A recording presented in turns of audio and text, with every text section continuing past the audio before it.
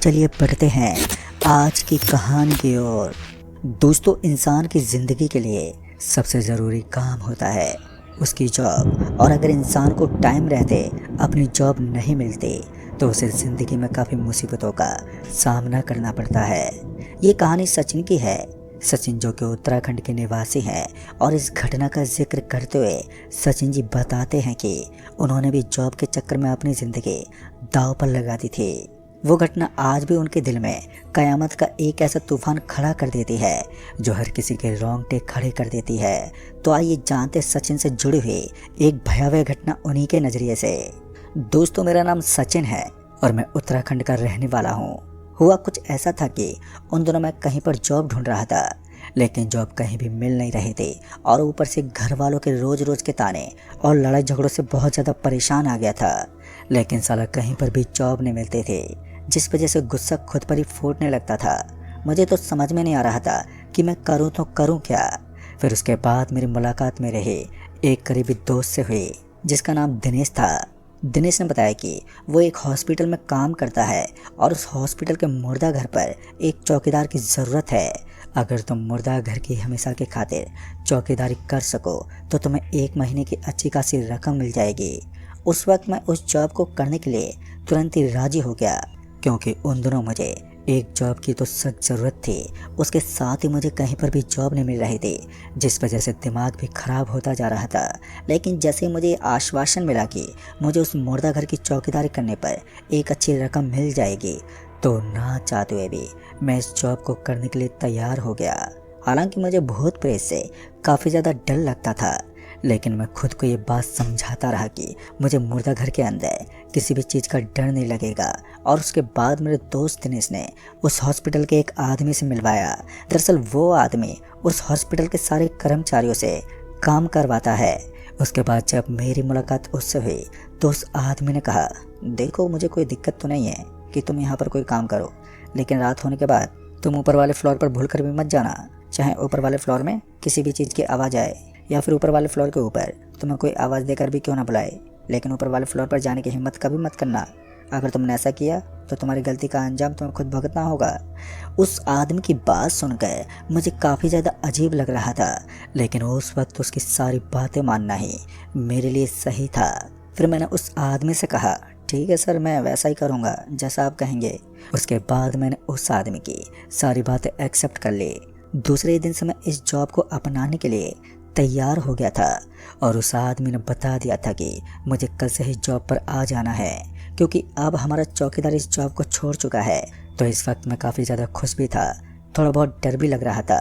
डर ये था कि मैं एक मुर्दा घर का चौकीदार बनने वाला हूँ। फिर उसके बाद मेरे दोस्त दिनेश ने बताया कि मुझे शाम के 7 बजे जाना है और सुबह 7 बजे वापस आना है। 12 घंटे की इस नौकरी के अंदर महीने की एक मोटी रकम मेरे को मिलने वाली है। और ये सुनकर मैं तो काफ़ी ज़्यादा खुश हो गया था। एक तो मैं दिन भर आज़ाद रहता हूँ और ऊपर से मुझे जॉब उस वक्त करनी थी। दोस्तों, ये उस दिन की बात है जब मैं जॉब पर जाने के लिए पहले ही दिन रेडी हो गया था। मन में एक खुशी थी और साथ ही दिल में एक अजीब सा डर भी बैठा हुआ था। खासकर रात में उस जगह पर जाने से मेरे अंदर एक अजीब सी फीलिंग आ रही थी। लेकिन डर को एक तरफ रखते हुए मैं चुपचाप से उस तरफ जाने लगा। बेचैनी बनी हुई थी और मेरा पूरा शरीर कुछ अजीब सी बातें बता रहा था। लेकिन उस वक्त मैंने किसी भी चीज़ पर ज़्यादा ध्यान नहीं दिया, क्योंकि आज मेरा पहला दिन था और मैंने आज से पहले कभी भी रात में किसी मुर्दा घर को अंदर से नहीं देखा था। लेकिन अच्छी बात तो ये थी कि आज मेरे साथ उस हॉस्पिटल का एक कर्मचारी भी रहने वाला था, क्योंकि वहाँ पर जाने वाले हर एक चौकीदार को पहले ट्रेनिंग दी जाती थी कि उसे किस तरह से काम करना है और मिस्टेक बिल्कुल भी नहीं करनी है। अगर हमसे गलती भी हुई या फिर गलती से भी हमारे द्वारा कोई मिस्टेक हो गई तो फिर उसका अंजाम बहुत भयानक हो सकता है। उसके बाद मैं जैसे ही हॉस्पिटल में पहुँचा तो वहाँ का एक कर्मचारी मेरे साथ साथ उस हॉस्पिटल के मुर्दा घर में पहुँच गया। वो मुर्दा घर उस हॉस्पिटल से थोड़ा आगे की तरफ सटा हुआ था और वो एक ऐसे वीरान इलाके में था जहाँ आजू बाजू में काफ़ी कम चीज़ें नज़र आती थी। सड़क भी नहीं थी और साथ ही एक कच्चा रास्ता बना हुआ था और वो कच्चा रास्ता शायद सीधा वहाँ से कब्रिस्तान जाता था। कब्रिस्तान को भी इस इलाके के एकदम पास देखकर मेरा दिल डर के मारे दहल गया था। लेकिन बात फिर से वहीं पर आकर अटक गई थी। पैसों के लिए इंसान कुछ भी कर सकता है। और वैसे भी मुझे कोई जॉब नहीं मिल रही थी और पहले भी मैंने नर्सिंग की पढ़ाई कंप्लीट की थी, तो मुझे इस बात का अंदाज़ा था कि मुझे मुर्दाघर के मुर्दों को किस तरह से संभालना है। हालांकि जैसे तैसे रात का समय और गहरा होता जा रहा था, तो वैसे वैसे दिल में एक अजीब सा डर पैदा हुआ बैठा था। उसके बाद में और वो कर्मचारी, हम दोनों उस मुर्दाघर के दरवाजे पर भटकने लगे, क्योंकि उस कर्मचारी ने मुझे बताया था कि जिस तरह से वो आज मुझे बताएगा, कल मुझे उसी तरीके से काम करना है। मैं पूरी तरीके से तैयार हो गया था और सभी बातों को अच्छे से समझने लगा था। तभी उसने मुझे एक बिल्डिंग की तरफ इशारा किया। दरअसल वो बिल्डिंग उस अस्पताल की ही एक पार्ट थी और जो उस मुर्दाघर के एकदम पास बनी हुई थी। उस बिल्डिंग को देखकर मुझे एक अजीब सी फीलिंग आ रही थी। उसने बताया कि उस बिल्डिंग के ऊपर वाले फ्लोर पर तुम कभी भी भूल कर मत चले जाना। हालांकि तुम्हें कई बार फ़ोन करके बुलाने की कोशिश करेंगे, लेकिन तुम सब चीज़ों को इग्नोर कर देना। पता नहीं क्यों, लेकिन उन सभी को उस मुर्दाघर के बारे में इस तरह से अजीब अजीब बातें करता देख मुझे भी थोड़ा डर सा लगने लगा था। फिर उसके बाद वो रात ख़त्म हुई और अब सब कुछ नॉर्मल रहा। अब धीरे धीरे मेरे दिल के अंदर भी उस मुर्दाघर की पहचान से डर गायब होने लगा था। ऐसा लग रहा था कि ऐसा कुछ नहीं होता जो लोग बताते हैं। काफ़ी बार मैंने लोगों की जुबान से सुना था कि मुर्दाघर जैसी जगहों के अंदर भूत प्रेत का साया मंडराना एक आम बात है। वहाँ पर कोई भी नहीं जाता, लेकिन मैं तो वहाँ पर नाइट ड्यूटी दे रहा था। मुझे तो ऐसी किसी भी चीज़ का एहसास ही नहीं हुआ।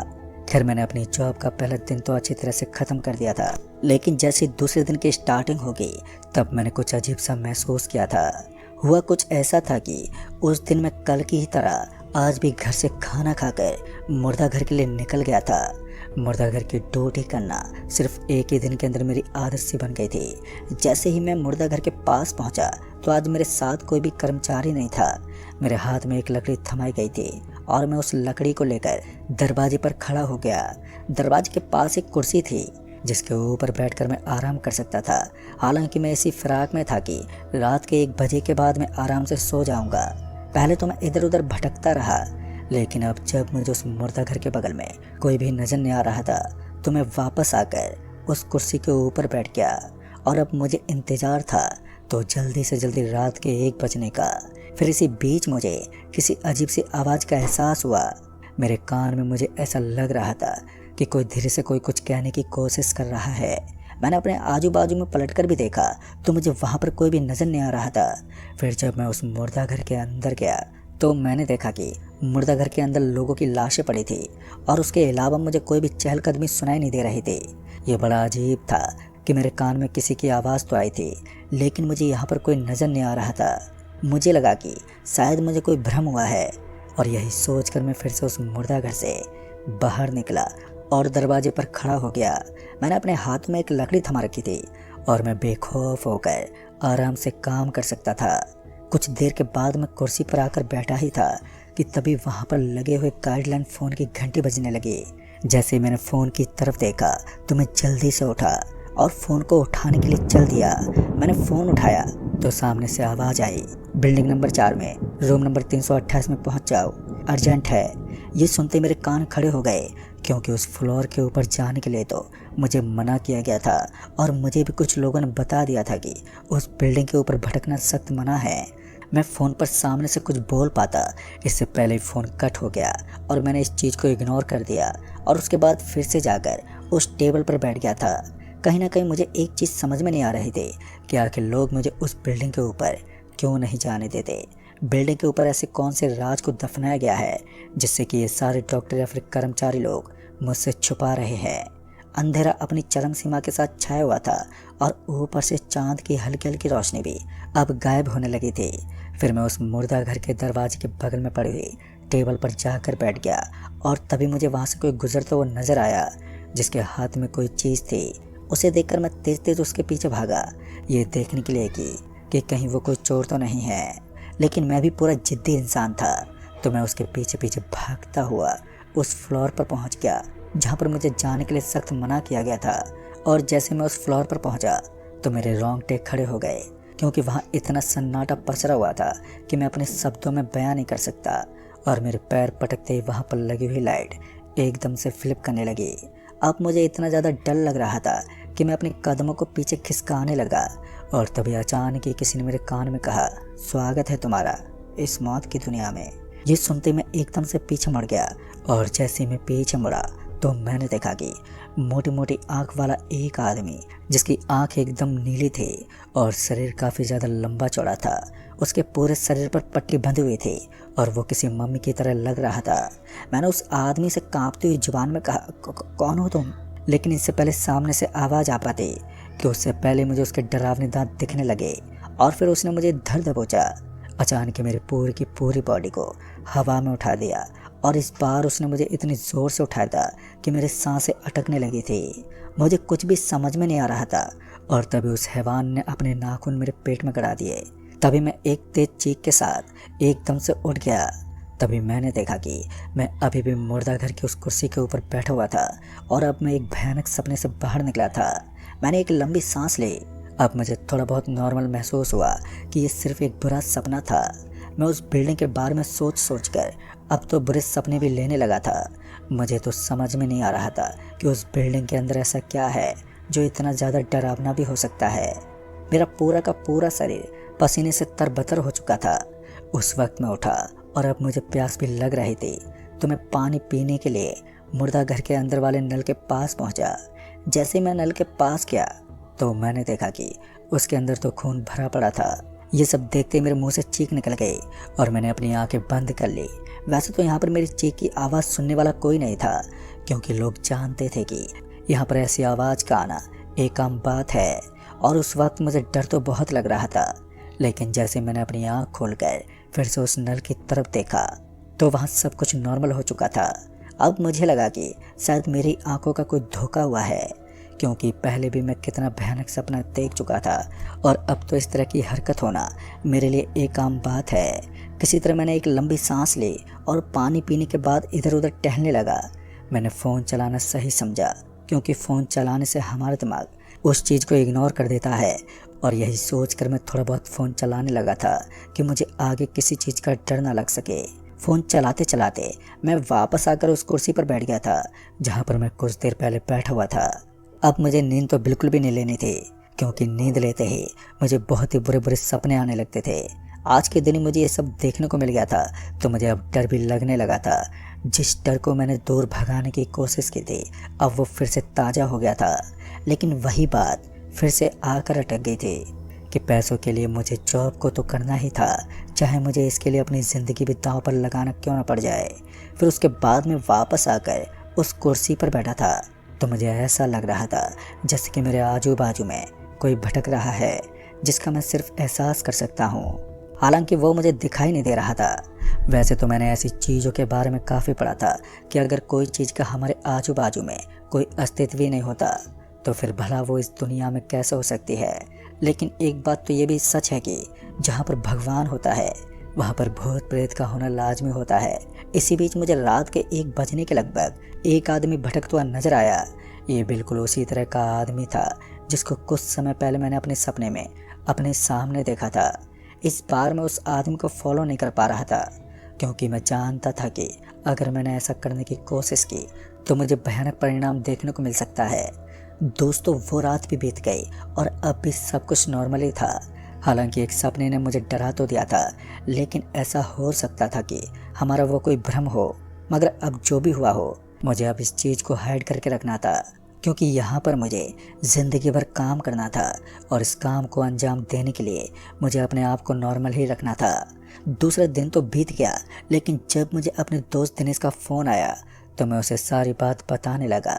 दिनेश ने बताया कि उस बिल्डिंग के ऊपर यही आरोप लगाया जाता है कि वहाँ कोई भूत प्रेत रहता है और एक बार जो उस बिल्डिंग के अंदर चला जाता है फिर उसकी लाश ही वहाँ से वापस आती है। और सपने आना तो कोई बड़ी बात नहीं है। अगर हम ये सोचते हैं कि उस बिल्डिंग के अंदर कोई भूत है और हम उस बिल्डिंग के अंदर किसी भी तरह चले जाएं, तो उस चीज़ का सपना आना हमारे लिए कोई बड़ी बात नहीं है। मुझे लगा कि शायद दिनेश की भी बात ठीक है, क्योंकि हमें सपने तभी तो आते हैं जब हमारी इच्छा अधूरी रह जाती है और अचानक ही हमारी नींद लग जाती है। उस वक्त मैंने यही सोचकर इस बात को टाल दिया था, लेकिन आगे जो होने वाला था वो इससे भी कहीं ज़्यादा भयानक होने वाला था। मैं इस बात को समझने वाला था कि आखिर एक मोटी रकम देने के बावजूद भी लोग उस मुर्दा घर की चौकीदारी क्यों छोड़ देते हैं। आखिर ऐसी कौन सी मजबूरी होती है जो उन लोगों को इस जॉब को छोड़ने पर मजबूर कर देती है। किसी तरह 10 दिन भी बीत गए और उन 8 दिनों के अंदर मुझे कुछ भी ऐसी चीज़ का एहसास नहीं हुआ जो मुझे डरा कर रख दे। लेकिन वो कहते हैं ना, जब अंधेरी रात अपनी चरम सीमा पर होती है तब काली शक्तियाँ अपनी पूरी ताकतों के साथ हावी हो जाती हैं। वो अंधेरी रात थी। दूज की वो रात मेरी ज़िंदगी की सबसे भयानक और डरावनी रात बनी थी, जिसे मैं आज तक भूल नहीं पाया हूँ। आज भी उस रात की घटनाएं मेरे दिल में किसी फिल्म की तरह चलती हैं। रोज़ रोज़ की तरह आज भी मैं उस दिन खाना खाने के बाद अपने हाथ में एक पानी की बोतल लिए उस मुर्दा घर के लिए निकल पड़ा था। इन 8 दिनों के अंदर मैं उस मुर्दा घर के अंदर इतना ज़्यादा नॉर्मल हो गया था कि मैं उन डेड बॉडी को छूकर वापस आ सकता था, या फिर यूँ कहें कि उस मुर्दा घर के प्रति मेरा सारा का सारा डर निकल गया था और मरे हुए लोगों को इधर से उधर हिलाना डुलाना तो जैसे मेरे बाएं हाथ का काम था। इन सभी चीज़ों से मैं बिल्कुल भी नहीं डरता था, लेकिन जैसे जैसे आज की रात गहरी होती जा रही थी वैसे वैसे मैं डर और खौफ दोनों को एक साथ अपनी ज़िंदगी के सामने उसका काल बनते हुए देखने वाला था। जैसे उस अंधेरी रात का आगमन हुआ तो वैसे ही मैं रोज़ रोज़ की तरह आज भी मैं कुर्सी पर बैठ गया और फ़ोन को चलाने लगा। आजकल मैं फ़ोन में बिजी कुछ ज़्यादा ही रहता था, जिस वजह से मुर्दा घर की बाकी चीज़ों पर मेरा ध्यान भी नहीं जाता था और आराम से मेरा टाइम भी कट जाता था। दोस्तों, फिर अचानक ही मेरी मुलाकात हुई वहाँ के एक कर्मचारी से। हालांकि वो कर्मचारी एक छोटा कर्मचारी था जो साफ़ सफाई का काम करता था। उसने बताया कि आज उस बिल्डिंग के अंदर एक प्रेग्नेंट महिला आई हुई है और उस महिला के आने के बाद डॉक्टर उस बिल्डिंग के ऊपर चक्कर काट रहे हैं। हालांकि उस बिल्डिंग के ऊपर डर तो था, लेकिन साथ ही उस बिल्डिंग के ऊपर डॉक्टर काम भी करते थे। कहते हैं कि रात के बाद सारे के सारे डॉक्टर मरीजों को छोड़कर वहां से निकल जाते थे। उनका मानना था कि रात को सिर्फ वहां पर नींद में सोए मरीज रुक सकते हैं। अगर कोई दूसरा वहां जाने की कोशिश करता है तो उसका हाल कुछ ऐसा हो जाता है जिसके बारे में हम सोच भी नहीं सकते। काफ़ी और भी चीज़ें थी जो मेरे ध्यान में थी और मुझे अच्छे से याद था कि मुझे उस बिल्डिंग के ऊपर जाते वक्त किन किन चीज़ों का ध्यान रखना है और अगर मैं गलती से चला भी गया तो मुझे क्या करना है। ये सब चीज़ें मुझे ट्रेनिंग के दौरान बताई गई थी। बिल्डिंग दिखने में काफ़ी ज़्यादा सुनसान लगती थी और वो इतनी ज़्यादा डरावनी थी कि उसे बाहर से देखने से ही रोंगटे खड़े हो जाते थे। अंदर जाने पर तो पता नहीं इंसान का क्या हाल होता होगा। खैर, मुझे तो इसके अंदर जाना भी नहीं था। अभी मैं मुर्दों को संभाल ही रहा था कि तभी मुझे एक आवाज़ आई। शायद वो वही कर्मचारी था और वो मुझे ज़ोर ज़ोर से आवाज़ देकर बुला रहा था। मुझे लगा कि शायद वो किसी मुसीबत में है, इसीलिए मैं तेज़ी से भागता हुआ उसके पास पहुंच गया। लेकिन वो तो मेरे आगे आगे चलने लगा था। फिर उसके पीछे पीछे मैं चल दिया और जैसे ही मैं फ्लोर पर पहुंचा तो मुझे किसी महिला की दर्द भरी आवाज़ आई। उस आवाज़ को सुनकर ऐसा लग रहा था जैसे कोई प्रेग्नेंट महिला ज़ोर ज़ोर से चिल्ला रही है। उस वक्त मैं भागना तो नहीं चाहता था, लेकिन वो मेरी मजबूरी हो गई थी। जैसे जैसे वो आदमी मेरे आगे आगे भाग रहा था तो मैं भी उसी के पीछे पीछे भाग रहा था। मुझे ऐसा लग रहा था कि ज़रूर कोई बड़ी मुसीबत में है। फिर हम दोनों जैसे ऊपर वाले फ्लोर पर पहुँचे तो वहाँ पर जाते ही अचानक से पीछे के सारे दरवाजे एकदम से बंद हो गए और दरवाजे जैसे बंद हो रहे थे वैसे ही वो कर्मचारी एकदम से गायब हो गया। अचानक ही उस कर्मचारी को गायब होता देखकर मेरे रोंगटे अब खड़े हो रहे थे। मुझे समझ में नहीं आ रहा था कि भला ऐसे कैसे हुआ। और तभी अचानक ही मुझे किसी के पायलों की आवाज़ें आने लगी और इस पायल की आवाज़ को सुनकर मेरा दिल दहल रहा था। एकदम से मैंने जब पीछे मुड़कर देखा तो एक प्रेग्नेंट महिला हवा में उड़ रही थी। उसको इस तरह अपने सामने देखकर मैं पूरा पसीने से तरबतर हो गया। मैं डर के मारे थर थर काँप रहा था। तभी उसने काँपती हुई जुबान में कहा कि तुमने यहाँ पर आकर अच्छा नहीं किया। मैं तो समझ गया था कि रात में आने वाली भयानक आवाज़ इसी महिला की है जो एक भूतनी है। मैंने अपने कदमों को तुरंत ही पीछे हटा लिया, लेकिन अब उसके इस भयानक रूप को देखकर मुझे बहुत ही ज़्यादा डर लग रहा था और मुझे समझ में नहीं आ रहा था कि मैं क्या करूं। तभी मुझे सामने की तरफ एक खिड़की नज़र आने लगी जो कांच की खिड़की थी, लेकिन मैं चौथे फ्लोर पर था तो मुझे डर भी लग रहा था कि कहीं मैं यहाँ से नीचे कूदा तो मेरी जान न चली जाए। लेकिन एक दर्दनाक मौत से तो अच्छा ही था कि मैं यहाँ से सीधा नीचे गिरकर मर ही जाऊँ। तभी उस महिला ने मेरा गला पकड़ लिया और अब मेरी आंखें भी ऊपर चढ़ने लगी थी।